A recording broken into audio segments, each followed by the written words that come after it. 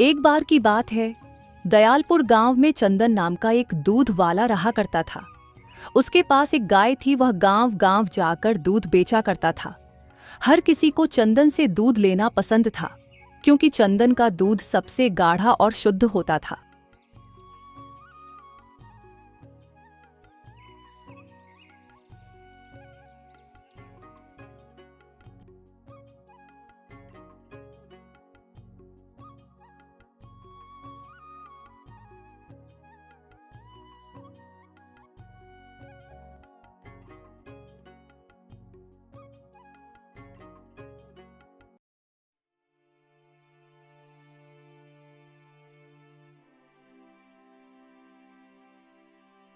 सुनो, जरा दूध निकालने वाली बाल्टियां दे दो।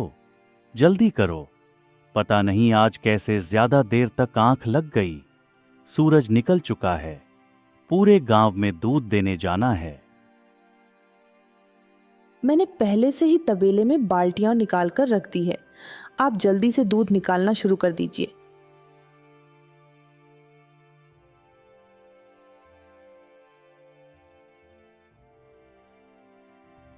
चंदन दूध निकालना शुरू कर देता है, फिर दूध बेचने के लिए गांव की ओर निकल पड़ता है।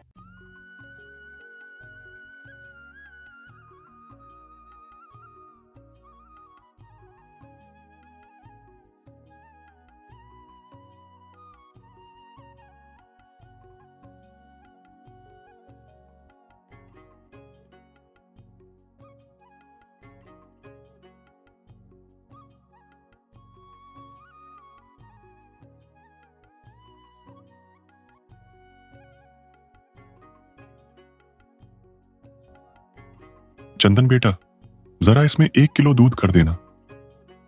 चाचा, दूध तो अब खत्म हो गया है। क्या थोड़ा सा भी दूध नहीं बचा है? नहीं रामदीन चाचा, अभी बिल्कुल दूध नहीं बचा है। आप निराश मत होइए चाचा, शाम को मेरी गाय फिर से दूध देगी, तो मैं शाम तक आपको दूध पहुंचा दूंगा। ठीक है बेटा, शाम तक पहुंचा देना। डॉक्टर साहब ने कुछ दवाइयां लिखी हैं, उसे दूध के साथ ही लेना है। और अभी दूध खत्म हो गया है। अब जब दूध आएगा तभी दवाइयां खा पाऊंगा। ठीक है चाचा, मैं शाम को सबसे पहले आपको ही दूध देकर जाऊंगा। सारा दूध खत्म हो जाने के बाद चंदन घर की ओर निकल पड़ता है। तभी रास्ते में जोरदार बारिश शुरू हो जाती है।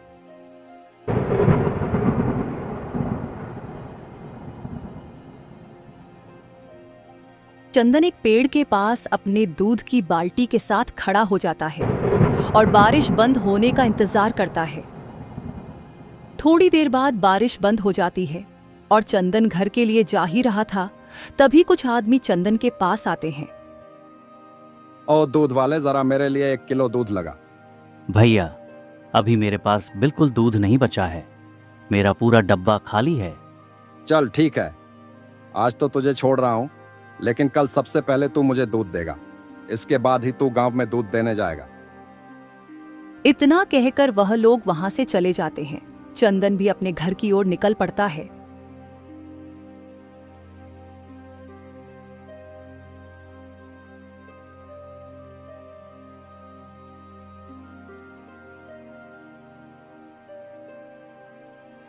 अजी, आपको इतनी देर कैसे हो गई आज? रास्ते में आते वक्त जोरदार बारिश होने लगी थी ना, बस इसी वजह से देर हो गई। बारिश थी कि थमने का नाम ही नहीं ले रही थी, और बारिश के थमते थमते शाम हो गई। चलिए ठीक है, आप जल्दी से मुंह हाथ धो लीजिए, मैं आपके लिए खाना लगा देती हूँ।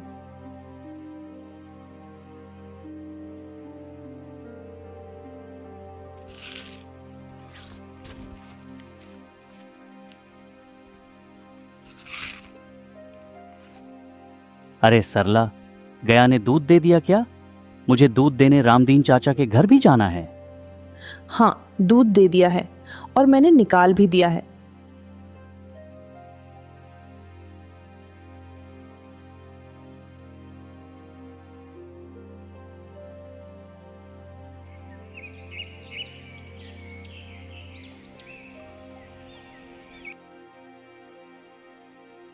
अच्छा सरला, शाम हो गई है।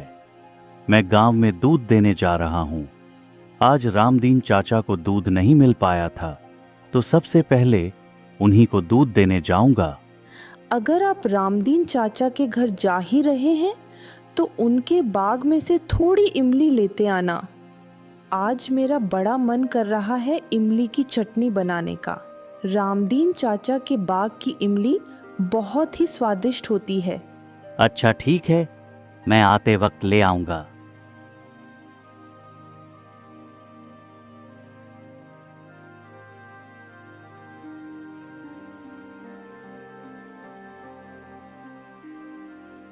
रामदीन चाचा, ओ रामदीन चाचा। चाचा जी, मैं आपके लिए दूध ले आया हूं, बर्तन ले आइए।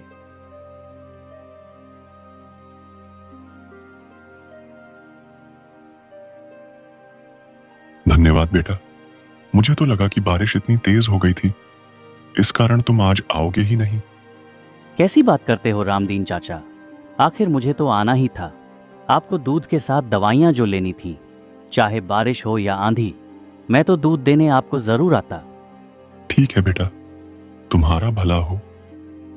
रामदीन चाचा, वह जरा सी इमली मिल जाएगी क्या? सरला का बड़ा मन कर रहा था इमली की चटनी बनाने का। उसको आपके बाग की इमली बहुत ही ज्यादा पसंद है। हाँ बेटा, क्यों नहीं, तुम यहीं पर रुको, मैं अभी लेकर आता हूं।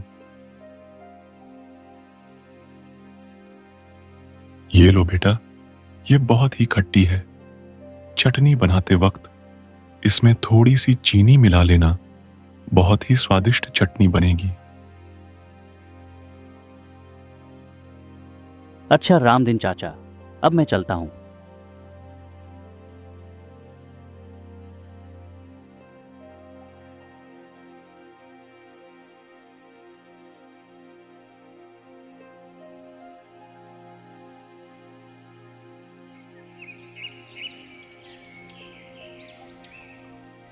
अगली सुबह फिर चंदन दूध देने गांव की ओर निकल पड़ता है।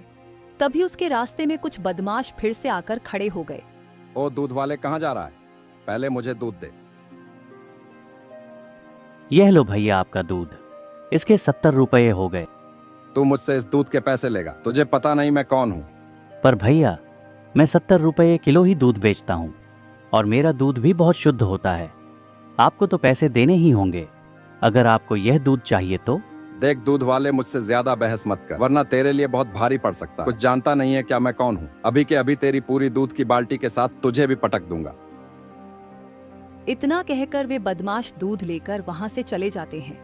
अजीब लोग हैं, सामान के पैसे भी नहीं देते। न जाने इनको हम गरीबों के पैसे मारकर कौन सा सुख मिल जाएगा।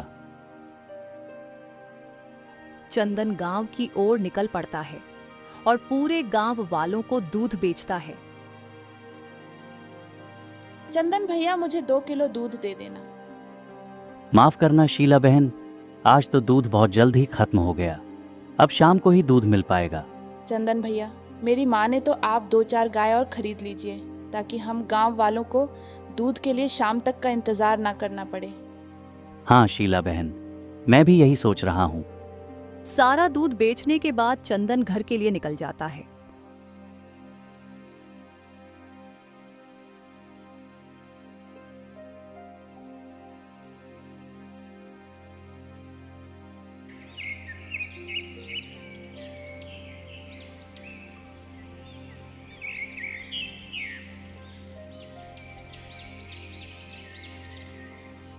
अगली सुबह फिर चंदन दूध लेकर गांव की तरफ निकल पड़ता है और रोज की तरह फिर से वह गुंडे चंदन को घेर लेते हैं। ओ दूध वाले, आज पूरे 5 किलो दूध चाहिए मुझे। भैया, अगर आपको 5 किलो दूध चाहिए तो आपको दूध के पैसे देने होंगे। क्या कहा तूने? अब तू मुझसे दूध के पैसे लेगा? अभी देता हूं तुझे मैं दूध के पैसे। इतना कहकर वह बदमाश चंदन का पूरा दूध का कनस्तर नीचे गिरा देते हैं। चंदन का पूरा दूध नीचे गिर जाता है और पल भर में उसका पूरा कनस्तर खाली हो जाता है। आइंदा अब कभी हमसे दूध के पैसे मांगे ना तो। अभी तो बस तेरा दूध ही फैला है। अगली बार तेरा भी तेरे दूध जैसा हाल कर दूंगा। इस बात को जितनी जल्दी हो सके अपने दिमाग में गांठ बांध ले। दुखी मन से चंदन घर वापस आ जाता है।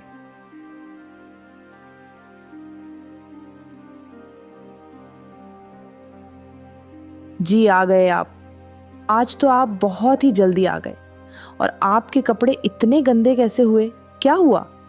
चंदन सरला को सारी बात बताता है। बेड़ा गर्क हो जाए उन बदमाशों का जो हम गरीबों को सताते हैं। अरे पैसे नहीं है तो दूध मत पियो। ये क्या बात हुई भला? देखिए, मुझे लगता है आपको इसकी शिकायत करनी चाहिए। हमारे गांव के पास जो थाना है वहां चलकर हम उनकी शिकायत करते हैं। ऐसे तो ये हमें जीने नहीं देंगे। चंदन सरला की बात मानकर गांव के थाने जाता है और वहां पर उन बदमाशों की शिकायत करता है। ठीक है चंदन, तुम घर जाओ। उन गुंडों को हम देखते हैं। अब वह तुम्हें परेशान नहीं करेंगे। पुलिस वाले अपने कुछ आदमियों को गुंडों को पकड़ने के लिए भेजते हैं। थोड़ी देर में वो बदमाश पुलिस थाने में पहुंच जाते हैं। क्यों भाई, बहुत गुंडागर्दी आ रही है तुम्हें? उस गरीब को क्यों परेशान कर रहे हो तुम? अरे साहब, हमने क्या परेशान किया? भूख लगी तो थोड़ा सा दूध मांग लिया और वह दूध देने में भी इतने नखरे दिखा रहा था तो हम क्या करते भला। अच्छा, और पैसे क्यों नहीं दिए दूध वाले के? देखो साहब, हमसे ना उलझो, इसी में तुम्हारी भलाई होगी। पैसे लेकर मामला रफा दफा करो। अच्छा, तो एक पुलिस वाले को रिश्वत देता है, डर नहीं लगता तुझे? 50,000। बोलो साहब, 50,000 कैसे रह गए आपकी सेवा पाने के लिए? इतने सारे पैसे देखकर थानेदार का ईमान डगमगा जाता है और वह इन पैसों को रख लेता है। उस चंदन ने थाने में मेरी शिकायत करके अच्छा नहीं किया। अब देखते जाओ उसे कैसे मजा छकाता हूं। वह बदमाश गुंडे उस गांव में थोड़ी पूछताछ करते हैं। पूछताछ से उन्हें पता चलता है कि चंदन एक किराए के घर में रहता है। वह गुंडे उस मकान मालिक के घर पहुंच जाते हैं जिसने चंदन को घर किराए पर दिया हुआ था। सुन बे मालिक, जो तेरा गांव में किराए पर घर है जिसमें चंदन का परिवार रहता है, उसको तुझे खाली करवाना है। समझ में आई ना बात? कल तक वह घर खाली हो जाना चाहिए और अगर ऐसा तूने नहीं किया तो तेरे बीवी बच्चों के साथ तेरे पूरे परिवार को एक ही बार में खत्म कर दूंगा। मकान का मालिक गुंडों की बातों से बहुत डर जाता है और वह अगली शाम ही चंदन के घर पहुंच जाता है। जी सुधीर, काकू कहीं है? अभी तो महीना भी पूरा नहीं हुआ। मैं तुम्हारे पास किराया लेने नहीं आया हूँ, बल्कि तुम्हें यह बताने आया हूँ कि कल तक यह घर खाली हो जाना चाहिए। पर क्यों सुधीर काकू? हम तो किराया समय से भर रहे हैं, फिर अचानक से क्यों? देख चंदन, मैं तुझसे ज्यादा बहस नहीं करना चाहता। बस ये घर कल का कल खाली हो जाना चाहिए, वरना मैं तुम लोगों को धक्के मार के घर से बाहर निकाल दूंगा। इससे पहले तुम अपना कहीं और ठिकाना ढूंढ लो। इतना कहकर वह मकान मालिक वहां से चला जाता है। यह क्या हो गया? आखिर यह सब क्या हो रहा है? यह सुधीर काकू को क्या हो गया है? वह अचानक से हमें घर खाली करने को क्यों कह रहे हैं? हमने तो समय से इनका किराया भरा है। मुझे भी नहीं पता चल रहा। पता नहीं यह सब क्या हो रहा है।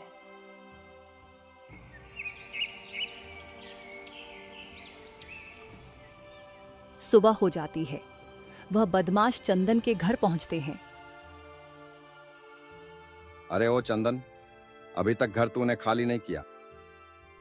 तुम सब तो जेल में थे ना? भला किसकी हिम्मत जो हमें जेल में रख सके? तुझे आज ये घर खाली करने को कहा था ना? अभी तक तूने ये घर खाली क्यों नहीं किया? अच्छा, तो तुमने हमारा घर खाली करने के लिए सुधीर काका को उकसाया है? अरे ओ चंदन, मुझसे ज्यादा जबान मत लड़ा, वरना तेरे लिए अच्छा नहीं होगा। सुनो, इसके सारे सामान को और इसके बीवी बच्चों सबको घर से बाहर निकालो।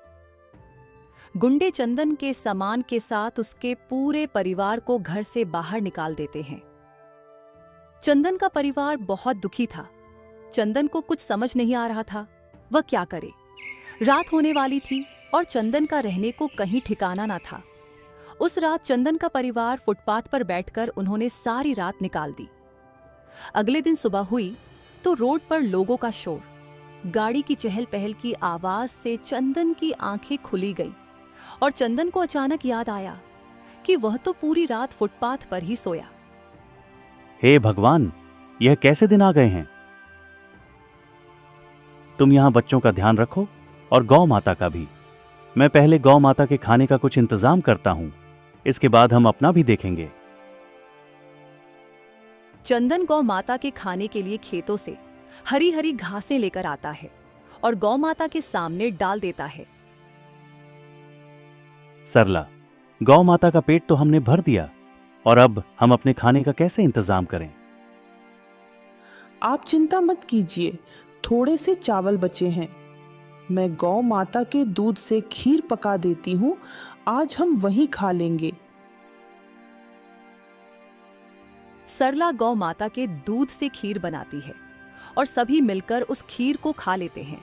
तभी चंदन देखता है कि एक छोटा बच्चा रोड क्रॉस कर रहा है। वह रोड की दूसरी तरफ भाग रहा था और सामने से एक तेज रफ्तार में गाड़ी आ रही थी। वह बच्चा गाड़ी के सामने आने ही वाला था कि चंदन ने भागकर उस बच्चे को पकड़ लिया, जिसमें चंदन को थोड़ी चोट आ गई। जब बच्चे की माता पिता की नजर उस पर गई तो वह भागकर चंदन के पास आए। उसकी मां ने अपने बच्चों को संभालते हुए कहा, भैया, आपका बहुत बहुत धन्यवाद जो आपने आज मेरे बच्चे की जान बचाई, वरना आज न जाने मेरे बच्चे के साथ क्या हो जाता। अगर मेरे बच्चे को कुछ भी होता तो मैं अपने आप को कभी माफ नहीं कर पाती। इस बात के लिए मैं सदैव आपकी आभारी रहूंगी।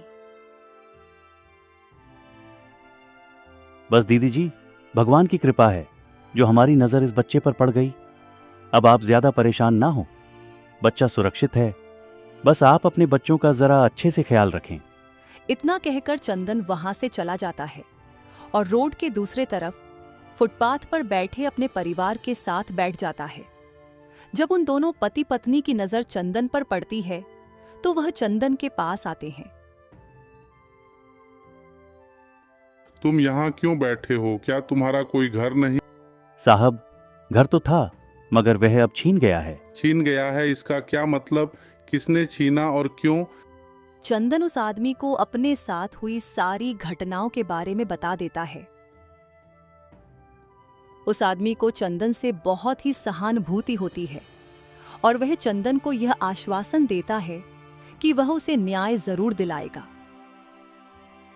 वह आदमी चंदन के साथ उस थाने में पहुंच जाता है जहां चंदन ने उन बदमाशों के खिलाफ शिकायत दर्ज कराई थी। थानेदार साहब, पहचाना कौन? आइए साहब, आइए। आपका अचानक से कैसे आना हुआ? मेरा मतलब है, आपने क्यों तकलीफ की? आपने एक फोन कर दिया होता, हम आपके पास आ जाते। अच्छा, तो मतलब याददाश्त ठीक है तुम सबकी। मुझे तो लगा तुम भूल ही गए होंगे। अच्छा, तो मैं तो तुम्हें अच्छे से याद हूँ। तो क्या यह आदमी तुम्हें अच्छे से याद है? ये तो वही चंदन है। ये कलेक्टर साहब के साथ क्या कर रहा है? जी कलेक्टर साहब, ये तो वही आदमी है ना जो कुछ दिन पहले इस थाने में अपनी शिकायत लेकर आया था। शिकायत लेकर आया था? तो क्या तुमने उनकी शिकायत पर कोई कार्यवाही की? कलेक्टर साहब, हमने चंदन को की शिकायत सुनी और उसको आश्वासन भी दिया कि हम उन गुंडों को सबक सिखाएंगे। अच्छा, तो कहाँ है वह गुंडे? तुम्हारे थाने में तो मुझे वह कहीं नहीं दिख रहे। कलेक्टर साहब, हमने उनको धमकी देकर छोड़ दिया और उन्होंने कहा कि वह आगे से ऐसा नहीं करेंगे। अच्छा, भला यह कैसा न्याय किया है तुमने? कहीं तुमने कोई रिश्वत तो नहीं ली? मुझे तो तुम्हारे मुंह से रिश्वत की गंध आ रही है। नहीं कलेक्टर साहब, ऐसा कुछ नहीं है। सच क्या है वह तो मैं पता कर ही लूंगा। तुम दोनों जाओ और उस गुंडों को अभी 1 घंटे के भीतर मेरे सामने लेकर आओ, वरना तुम्हारी नौकरी तो आज पक्का गई। कलेक्टर के डर से दोनों हवलदार उन गुंडों को पकड़कर ले आते हैं। क्यों, तुमने इस थानेदार को रिश्वत दी थी क्या? जी कलेक्टर साहब, हमने इनको रिश्वत दी थी। अब क्या बोलेंगे आप थानेदार साहब? थानेदार अब कुछ सफाई नहीं दे पाता। और तुम लोग सबसे पहले जो तुमने चंदन का नुकसान किया है उसकी अभी यहीं पर भरपाई करो। कलेक्टर साहब इस समय थानेदार को उसकी नौकरी से सस्पेंड कर देते हैं। वह बदमाश चंदन के सारे पैसे वापस कर देते हैं, जितना भी उन्होंने उसका नुकसान किया था। आखिरकार चंदन को न्याय मिल चुका था। चंदन, अब तुम्हें तुम्हारे पैसे मिल चुके हैं और ये लो मेरे तरफ से भी ये कुछ पैसे रखो। नहीं साहब, ये हम नहीं ले सकते। आपने बस इन बदमाशों से हमें न्याय दिला दिया। हमारे लिए यही बहुत है साहब। यह एहसान हम आपका कभी नहीं भूलेंगे। अब आप हम पर इतना बड़ा एहसान न कीजिए कलेक्टर साहब। ये तुम पर किसी भी तरह का एहसान नहीं है चंदन, ये बस मेरी तरफ से तुम्हें एक भेंट है। तुमने मेरे बेटे की जान बचाई, बस उसी का इनाम है ये। इतना कहकर वह कलेक्टर वहां से चला जाता है। चंदन मकान मालिक के पास जाता है और वह सारी बात बताता है और साथ ही वापस किराए पर रहने की बात करता है। चंदन बेटा, मैं क्या करूं? मैं भी मजबूर था। उन गुंडों ने मुझे धमकी दी थी कि वह मेरे पूरे परिवार को खत्म कर देंगे। अगर मैं तुमसे मकान खाली नहीं करवाया तो मुझे माफ करना। काका, आप मुझसे माफी मत मांगिए। मुझे पता है आप उन बदमाशों के हाथों मजबूर थे, लेकिन अब आप चिंता मत कीजिए। उन बदमाशों को उनकी करने की सजा मिल गई है। अब उनकी बाकी की जिंदगी सलाखों के पीछे गुजरेगी। अगर ये बात सच है चंदन बेटा, तो ये लो घर की चाबी। अब तुम उस घर में दोबारा से रह सकते हो। चंदन अब वापस अपने घर में आ चुका था। आखिरकार चंदन के साथ न्याय हुआ और उसको व्यापार करने का एक अवसर भी मिला। कलेक्टर ने उसे काफी पैसे दिए थे, जिससे चंदन ने एक दुकान खोली और अब चंदन दुकान में दूध बेचता करता था। गांव के लोग दुकान जाकर चंदन से दूध लिया करते थे।